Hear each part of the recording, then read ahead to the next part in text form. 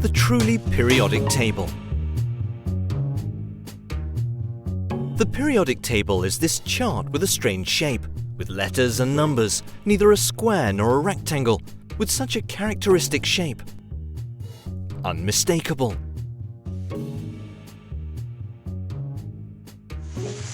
Some people know what each of these letters represent. C is the chemical symbol for carbon. O is the chemical symbol for oxygen. The chemical symbol for iron is Fe. Zn is zinc. There are even those who know the chemical symbol for sodium is Na, because it comes from the Latin natrium. Or that the chemical symbol for gold is Au, because in Latin it was called aurus. And also some know the meaning of the numbers that appear next to the letters, like for example the atomic number, which is the number of positive and negative charges of the atom.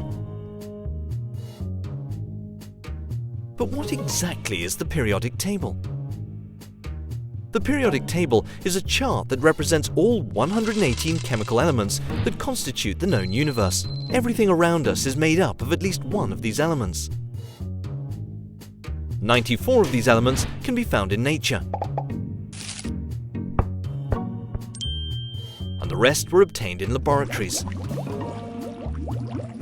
118 elements may seem too little for an entire universe, but it's not. Let's see. In stars like the Sun, 94% of all the atoms are hydrogen.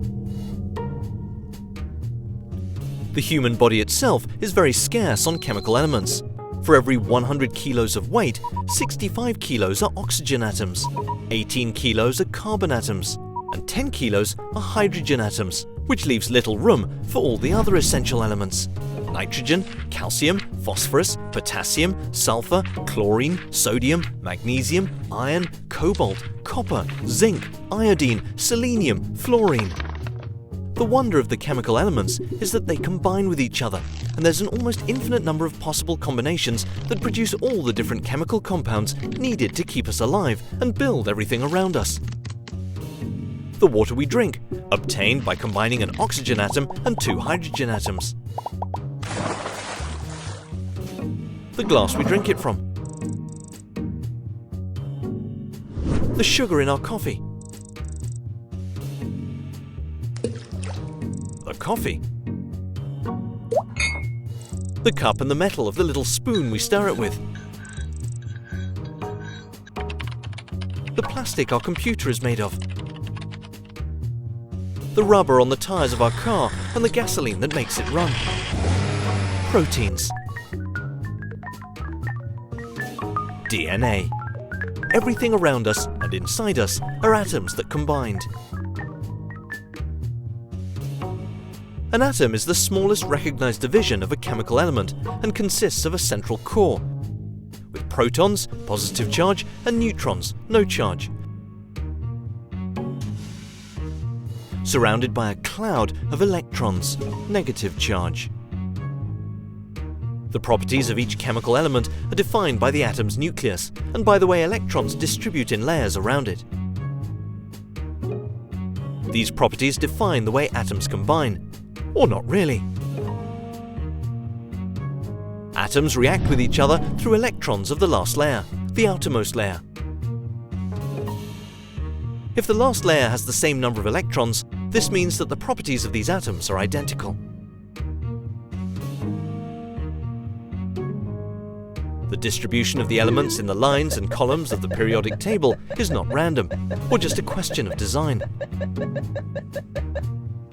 The position of an element on the table tells us something about its chemical and material properties, and helps us to know and predict how 2 elements can combine.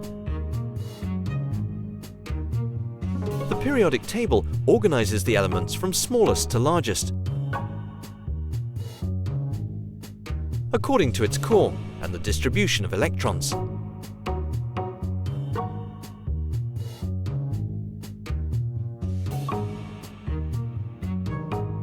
In the first column of the table, we have the elements that have a single electron in the outer layer. And in the last column, we have those who have filled this layer. That's why each chemical element in the periodic table has a very well-defined neighborhood. Above and below it has elements with the same distribution of electrons and very similar properties. And on its right, it has an element that has an electron and one proton more, and therefore has different properties. We call it periodic because in this table the elements become similar again periodically. Let's see, if we start at 3, lithium, the properties will vary regularly along the line until 10, neon.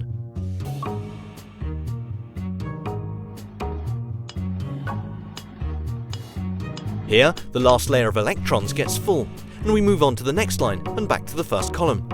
The properties of this element, 11, sodium, are again identical to the element that is directly above it, and so on.